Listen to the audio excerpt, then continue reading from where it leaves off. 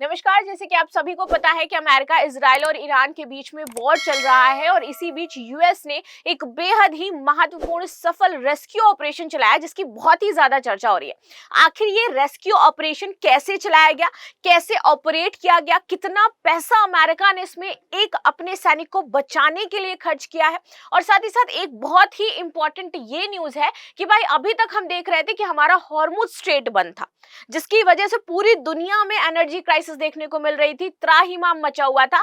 लेकिन अब ईरान दूसरा भी स्ट्रेट बंद करने की तैयारी कर रहा है, दैट इज बाबल मंदेब। और इसको क्यों बंद कर रहा है, कैसे बंद करेगा, ये सारी चीजों पर भी हम चर्चा करेंगे। यानी कि पूरी तरीके से ब्लॉक कर दिया जाएगा पूरे ही वर्ल्ड को एनर्जी से। और इसके बाद जो आपको सिचुएशन देखने को मिलेगी दैट इज नेक्स्ट लेवल। ये युद्ध रुकने वाला नहीं है। इस युद्ध में हमने जितना सोचा था, जितना डिजास्टर सोचा था, उससे ज्यादा हो चुका है। और इसके पीछे सिर्फ एक व्यक्ति हो जाते हैं, एक व्यक्ति की जिद हो जाती है, दैट इज डोनाल्ड ट्रंप। चलिए पहले इनके रेस्क्यू ऑपरेशन के बारे में बात करेंगे, फिर बात करेंगे कि कैसे बाब अल मंदेब अब बंद होने वाला है और क्या इसका इफेक्ट देखने को मिलेगा। आपको पता होगा कि इनका जो फाइटर जेट था वो हाल ही में मार गिराया गया था। फाइटर जेट कौन था? तो F-15 ईगल था। ठीक है, इसमें एक पायलट थे और एक वेपन सिस्टम जो ऑफिसर था वो था। अब जैसे ये मार गिराया गया तो पायलट को तो बचा लिया गया, लेकिन जो वेपन सिस्टम ऑफिसर है ना, वो यहाँ पर कहीं पहाड़ी में जाकर के गिर गए थे। तो उनको बचाने में समय लग रहा था। जो अमेरिकी सेना है उसके लिए यहाँ पर ये चलाते हैं एक रेस्क्यू ऑपरेशन। और इस रेस्क्यू ऑपरेशन को कितनी चालाकी से यूएस ने, आप देखोगे कि ऑपरेट किया है और कितने बेहतरीन तरीके से अपने सैनिक को लेकर के आए हैं। एक सैनिक की जान भी कितनी जरूरी है ये अमेरिका ने यहाँ पर जरूर प्रूव कर दिया है। इसी बीच जैसे ही इनका रेस्क्यू ऑपरेशन सफल होता है तो ये ट्वीट करके ये भी कहते हैं कि भैया हमारा जो ऑफिसर है उसको हमने बचा लिया है और अब वो ठीक है। यहाँ पर ये जो लोकेशन मैंने 3 मार्क कर रखी है, ये तीनों लोकेशन को मार्क करने का इंपॉर्टेंस इसलिए हो जाता है कि एक तो ये हॉर्मुज स्ट्रेट जो कि बंद है, जिसको लेकर के चर्चा चल रही है, जहां से भी इन्होंने रेस्क्यू ऑपरेशन चलाया है, ये वो प्लेस है, इसको कहते हैं कोही गिलुये एंड दी बोयर अहमद। ठीक है, ये वो प्लेस था जहां से चलाया गया था। और उसके जस्ट बगल में आप देखोगे आपको इराक देखने को मिलेगा। अब क्यों स्पेशली ये इराक आपको यहाँ पर मैंने मेंशन किया है, ये भी आगे पता चल जाएगा। अब देखिए, जब ये रेस्क्यू ऑपरेशन चला रहे थे तो इन्होंने रेस्क्यू ऑपरेशन के लिए वहीं पर अंदर ही एक टेम्परेरी एयर स्ट्रिप बनाया था, जिसमें ये इनका विमान आपको जाते हुए दिखाई देगा। काफी महंगा विमान था, लेकिन यूएस ने क्या किया, जैसे ही अपना रेस्क्यू ऑपरेशन चलाया, इसमें काफी सारे लोगों को ले जाया जा सकता है, सामान ले जाया जा सकता है, तो इस पूरे विमान को ये उड़ा देते हैं। उड़ाने का कारण ये था क्योंकि ये वहां पर फंस गया था और इसको ये लेकर के वापस नहीं आ सकते थे। तो जब इनको लगा कि भैया ये तो फंस चुका है, हम इनको कहीं लेके नहीं जा सकते हैं, तो इस विमान को वहीं पर उड़ा दिया जाता है। अब देखो आगे बात करेंगे कि रेस्क्यू मिशन में सैकड़ों स्पेशल ऑपरेशन सैनिक शामिल थे। रिपोर्ट में यह भी कहा गया है कि बचाए गए वेपन ऑफिसर को रेस्क्यू के बाद इलाज के लिए कुवैत ले जाया गया है। अब आपको समझ में आया ना कि क्या चीजें थी। और इसको जलाने के पीछे का क्या कारण था कि अगर ये ला तो सकते नहीं थे क्योंकि वो फंस चुका था वहां पर, तो इन्होंने पूरा का पूरा विमान जला दिया। अरबों डॉलर इसकी कीमत थी जिस विमान को ये जलाया गया है, जस्ट बिकॉज कि इसका सोर्स कोड ईरान को ना मिल जाए। नाउ आगे समझेंगे इसमें क्या क्या इंपॉर्टेंस रही है इसकी। तो देखो, अमेरिकी वेबसाइट एक्सियोस ने 3 अमेरिकी अधिकारियों के हवाले से बताया है कि यहाँ पर F-15 विमान गिरा। ठीक है, मेन पायलट को इन्होंने कुछ घंटे में बचा लिया था, लेकिन जो एयरमैन पैराशूट से उतरने के बाद घायल हो गए थे और चोट लगने की वजह से वो चल नहीं पा रहे थे, तो उनको ईरान की पहाड़ी में ही वो छिप गए थे। वहां 1 दिन से ज्यादा इनको टाइम लग गया और ये भी था कि 1 दिन के बाद एटलीस्ट 36 घंटे के बाद इनको वहां पर रेस्क्यू किया गया। और इसी बीच ईरान ने भी कह दिया था कि जो भी इस ऑफिसर को पकड़ेगा उसको हम इनाम देंगे। तो अब ये बात आ गई थी पूरी की पूरी किस पर, कि नहीं भैया हमें अपने सैनिक को बचाना ही होगा। अब इसमें जब ये जो सैनिक होते हैं ना, आपके ऑपरेट करते हैं, फाइटर जेट में रहते हैं, उनको एक ट्रेनिंग दी जाती है। उस ट्रेनिंग का नाम होता है सेरे। सेरे ट्रेनिंग का मतलब होता है कि आपको कैसे वहां पर जिंदा रहना है, कैसे बचना है, कैसे विरोध करना है, और अगर वहां पर आप गिरते हो तो आपको कैसे, वहां का जो वेजिटेशन है वो कैसा होगा, वहां पे आप क्या खा सकते हो, क्या नहीं खा सकते हो। ठीक है, इस तरीके का पूरा इनको ट्रेनिंग दिया जाता है। इसका फुल फॉर्म होता है सर्वाइवर, इन्वेशन, रेजिस्टेंस एंड एस्केप, और इसी को बोलते हैं सेरे। अगर आप मान लो किसी पहाड़ी इलाके में गिरो तो उनका वहां का पूरा ज्योग्राफिकली जो लोकेशन होता है वो समझा दिया जाता है। वहां पे कौन सी वनस्पति पाई जाती है, क्या आप पेड़ खा सकते हो, कौन सा फल आप खा सकते हो, कौन सा जानवर, मान लीजिए अगर समुद्र में गिरते हैं तो भाई कौन सा जानवर आप खा सकते हो, किसको खा करके ज्यादा लंबे समय तक आप जिंदा रह सकते हो। मैन वर्सेस वाइल्ड आपने देखा है ना, यानी कि सारी सर्वाइविंग स्किल उनको बता दी जाती है। तो जब भी कोई ऑफिसर किसी भी जगह पर जाता है, लाइक कोई ऑपरेशन होता है, जैसे मान लीजिए कि ऑपरेशन सिंदूर हमने किया था, ठीक है, और हमने जो पीओके वाला रीजन है वहां पर जाकर के बमबारी करी थी और उनके जो मकतब वगैरह थे जहां पर टेरर ऑर्गेनाइजेशन थे उनको उड़ाया था। अब वहां पर खुदा ना खास्ता हमारा कोई पायलट फट जाता, तो पहले ही हमें हमारे जो पायलट्स है ना उनको सारी चीजें वहां की बता करके भेजी गई होंगी कि बाई चांस अगर आप वहां पर गिरते हो, जब तक हमारी रेस्क्यू टीम पहुंचेगी तब तक आपको कैसे बचना है, क्या खाना है क्या नहीं खाना है, रेस्क्यू क्या पता 1 से 2 दिन 3 दिन 4 दिन तक चल जाए। तो उनके पास इतनी जरूरत का सामान भी उनको दिया जाता है साथ में, क्योंकि जिस किट के साथ वो उतरते हैं सब कुछ होता है उसमें, इवन वाटर भी साथ में होता है जिससे वो सर्वाइवल कर सकते हैं। अब इनको बचाने के लिए कौन आए थे, तो यहाँ पर आप देखोगे मोसाद एंड दी CIA दोनों ने मिलकर के ऑपरेशन चलाया था और दोनों ही इस ऑपरेशन में सफल रहते हैं।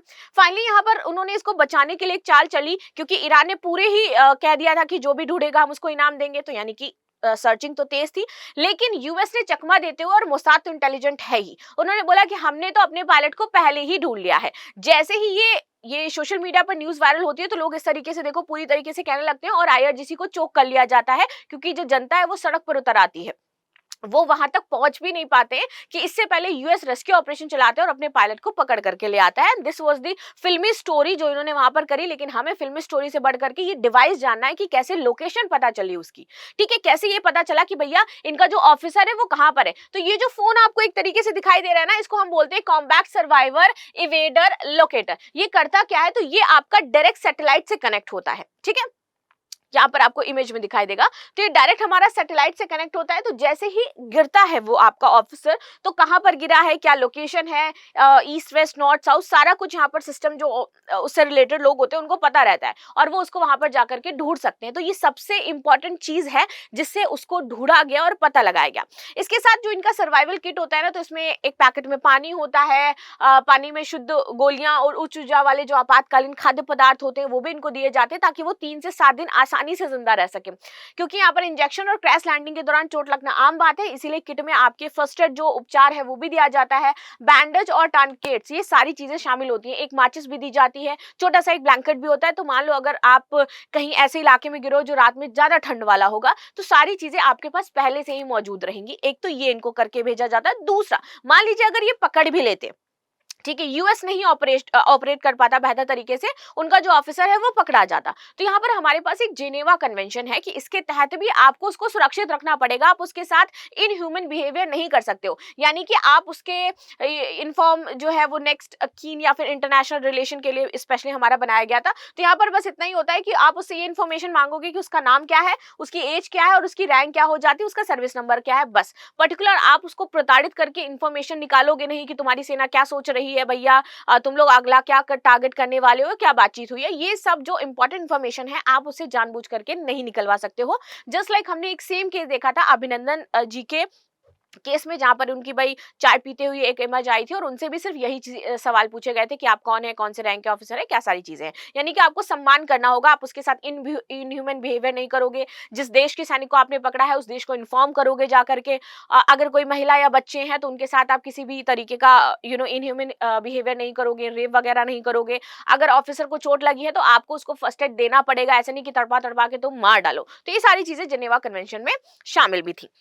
अब देखिए, अमेरिका के पूर्व सेनाधिकारी मेजर जनरल मार्क मैकाली ने CNN से कहा कि जिस इलाके में ये घटना हुई थी ये पहाड़ी था और पूरी तरीके से सुनसान था, इसके साथ ही ईरान की तरफ से उस सैनिक को पकड़ने पर इनाम भी घोषित कर दिया गया था, इसलिए हमें तुरंत से तुरंत ये ऑपरेशन को कैरी ऑन करना था, लोकेशन ढूंढना था। और ऐसा नहीं कि ये ऑपरेशन कोई पहली बार यूएस ने चलाया है, इससे पहले भी यूएस ने एक ऑपरेशन चलाया था, लेकिन वो उनका सफल नहीं हो पाया था और सेम कोइंसिडेंस की बात मैं बताऊं तो ईरान में ही चलाया गया था, ठीक है, तो इसलिए भी और इंपॉर्टेंट हो जाता है। इस ऑपरेशन का नाम था ईगल काउ, लेकिन इनका तब का ऑपरेशन सक्सेसफुल नहीं हो पाया था और ये जो टाइम था वो 1980s का टाइम था, क्योंकि 1979 में जो पहलवी रजा थे वो एक्साइल हो गए थे, तो उनको शरण दी थी यूएस ने, लेकिन जो पूरा का पूरा ईरान था वो कह रहा था इनको यहाँ पर भेजो, हम सजा देंगे। तो इस बीच ईरान में जो यूएस का एम्बेसी था वहां पे जो लोग काम कर रहे थे उनको हॉस्टेज कर लिया गया था, तब यहाँ पर ये जो ईगल का हुआ ऑपरेशन चलाया गया, लेकिन उस टाइम वो सक्सेसफुल नहीं हो पाया। फाइनली अब ये जो ऑपरेशन इन्होंने चलाया ईरान में दोबारा से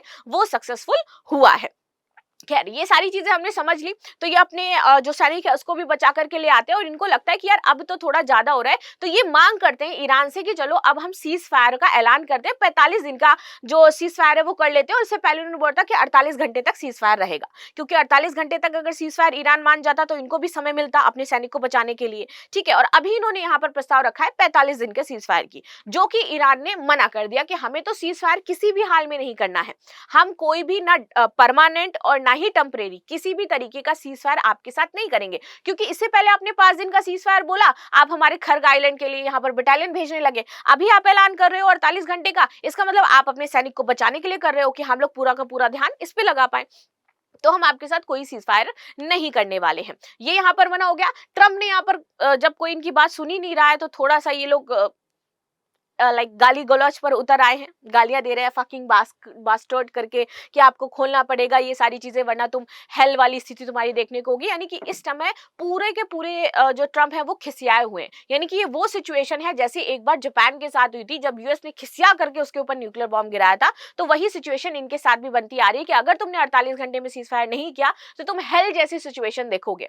अब बात ये हो जाती है कि क्या वाकई इनकी बात में दम है, ऐसा ये हेल जैसा कोई सिचुएशन दिखाएंगे या फिर ये जैसे पुरानी बातें करते रहे वैसे ही करते रहेंगे। बाब अल मंदेब स्ट्रेट पर आते हैं जिसकी मैं बात कर रही हूं। एक तरफ सैनिक पकड़े गए, दूसरी तरफ यहाँ पर आप देखो ये सीज फायर पर आए लेकिन मना कर दिया गया, और इसी बीच धमकी देते वो कह रहे सीज फायर करो, ईरान एक स्टेप आगे बढ़ता जा रहा है, ये कह रहा है सीज फायर करो, वो कह रहा है कि नहीं भाई अब तो हम बाब अल मंदेब को भी बंद करेंगे, तुम्हें तो घुटने पे ला करके हम छोड़ेंगे, ठीक है।